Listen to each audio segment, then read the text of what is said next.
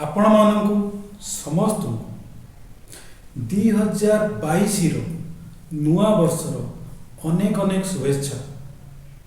मु चाहूँगी आपण मान समस्त जीवन ये नुआ वर्ष रे एक नुआ फोकस नहीं आसू, नुआ रास्ता नहीं आसू, जो रास्ता द्वारा आपण जहाँ चाहूँगी, जो सफलता चाहूँगी से रास्ता रे भगवान आपण को अग्रसर करांतु और 2002 आपणकर से यात्रा सुशोभित करू, से रास्ता आपणकर सुशोभित करू, फूलरे सजा हुई से रास्ता आपणकर गंतव्य स्थल को नहीं जाऊ, आपण गोल आपण अचीव करतु। मु जगन्नाथ निकट रे यही कामना करुच्ची।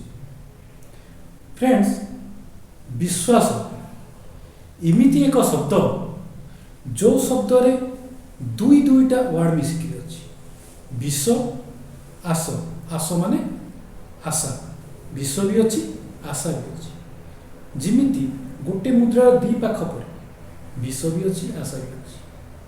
जी जोटा उठेला सेटा तापे काम लगे। जिमिति उदाहरण स्वरूप आपन मु कहि परिबी, आपन टीवी रेडियो यूज करछोती, धनी नियंतु आपन रेडियो रे 91.1 FM रो 91.1 रो चैनल आपन ट्यून करछोती।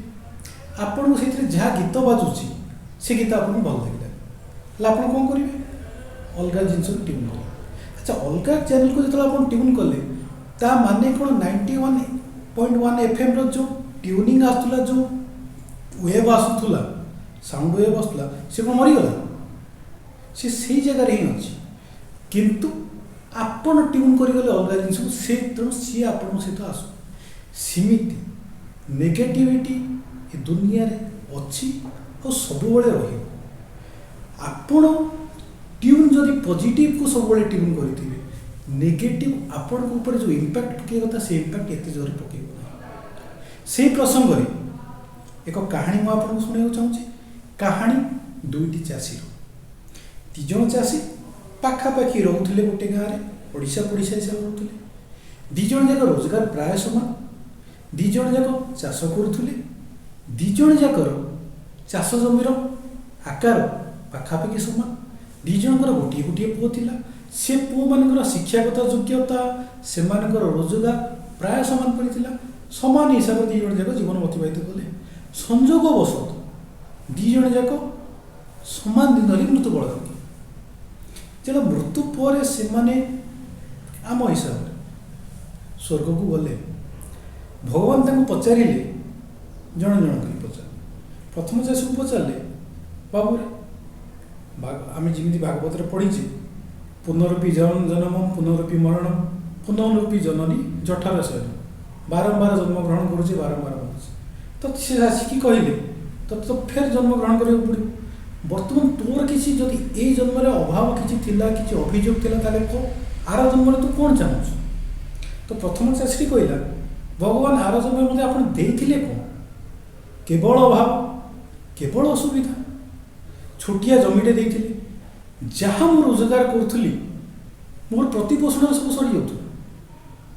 मु जीवन में अयस आराम करने, उपभोग करने, मौज मजलिस करने किसी पाई नी, सब जिन नष्ट हो जाता। मोर समस्ते केवल मोटू नौले, मत आज पर्यटन कहीं किसी देना। केतबेले महाजन आसी ऋण नहीं गला, केतबेले किए आसी चांदा नहीं गला, किए जबरदस्ती किसी पैसा नहीं गला, किए फसल ठीक बिक्री गलानी, किए नहीं गला, केवल दे चली। मो जीवन में किसी आज पर्यटन पाइनि। ये जीवन भारी दुखमय आप करें। तो भगवान पचारे, अच्छा ठीक अच्छे, तोरी कथा अनुसार आगामी जन्म जो ते दि जाव, से जन्म तू कौन चाहूँ? तो से कहला, भगवान मत आर जन्म इमिति गोटे जन्म दिंतु, मु समस्त को मागुथी, मुझे जहाँ मागे मत केवल समस्त अर्थ दौथे, समस्ते टंका पैसा मत दौथे, कि मो ठार किए किसी आशा कर कि मत किए मागेनि कि मु क्या किसी देवे। भगवान कौन कह, भगवान टी हसिले, तथा तू जहाँ मागुचु तो से ही मिल। चाषी सैड होगा, द्वितीय चाषी आसला, द्वितीय चाषी की भगवान भी हसिले पचारे, कहले ये तो ये उत्तर देना।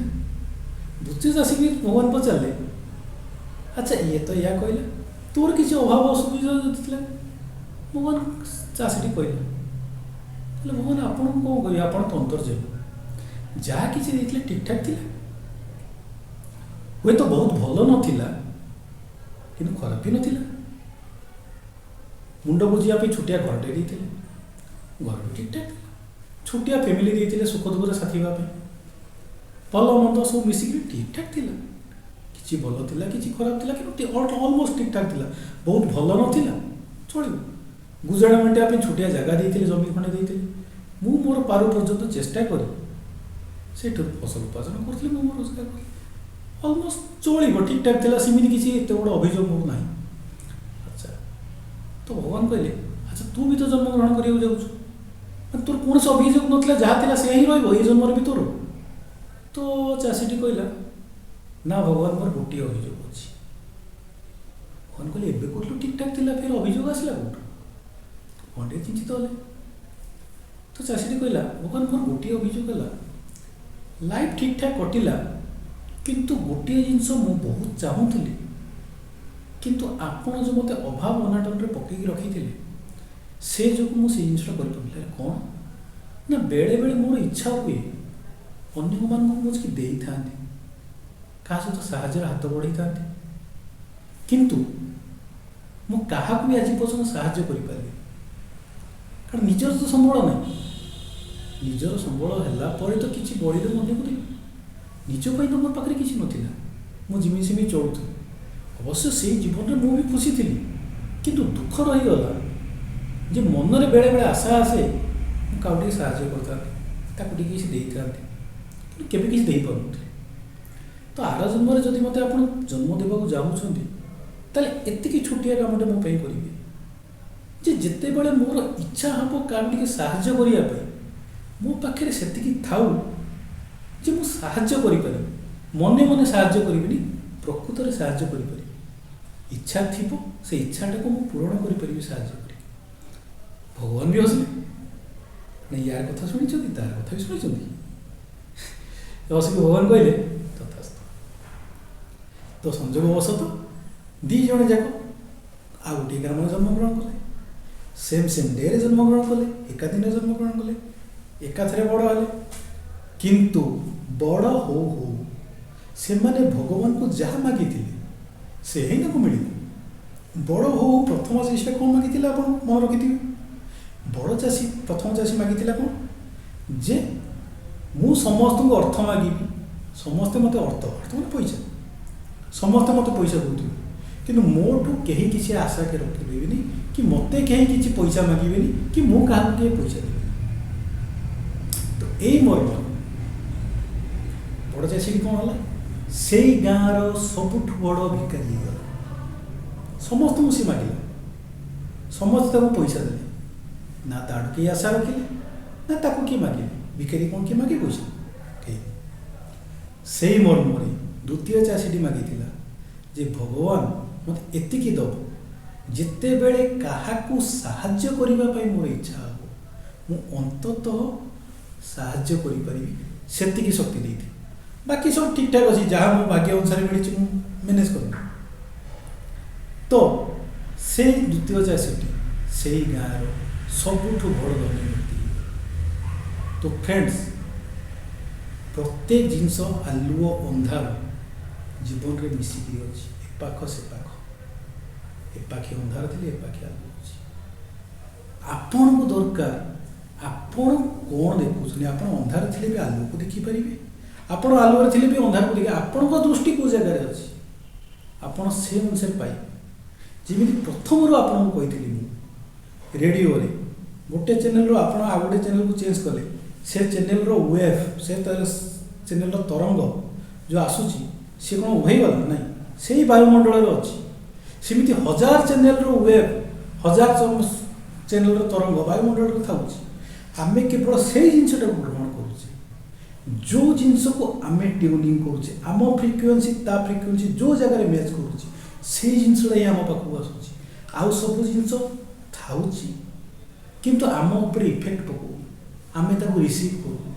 ସେମିତି ଅଭାବ ଅସୁବିଧା, ସୁଖ ଦୁଃଖ, ଭଲ ମନ୍ଦ ଦୁନିଆରେ ସବୁ କିଛି ଭର୍ତ୍ତି ହେଇକି ଅଛି, आपन जीवन में सब जिनस आसो किंतु आपण निज जीवन को ट्यूनिंग रे सेट कर को फ्रिक्वेन्सी रे सेट कर निज जीवन से जिनस ही आप सब रिसीव करेंगे आमती ही जीवन होते आपड़ जदि प्रति जिनसर खुशी पाइबार जिनटा ट्यूनिंग कर प्रत्येक जिनस आप खुशी पाइबे जदि आप सब जहाँ ट्यूनिंग कर जिनस ही रिसीव करेंगे अलग जिन कौन रिसीव करेंगे तेणु मुझे रिक्वेस्ट कर सब आप पॉजिटिव ट्यूनिंग करूँ आपण जीवन नुआ वर्ष पॉजिटिव रे भरी जाऊ आपण जीवन सकारात्मक रो आपण सकारात्मक जीवन व्यतीत करूँ पुणी थे आपन को नुआ वर्ष अभिनंदन सहित रोची बाय।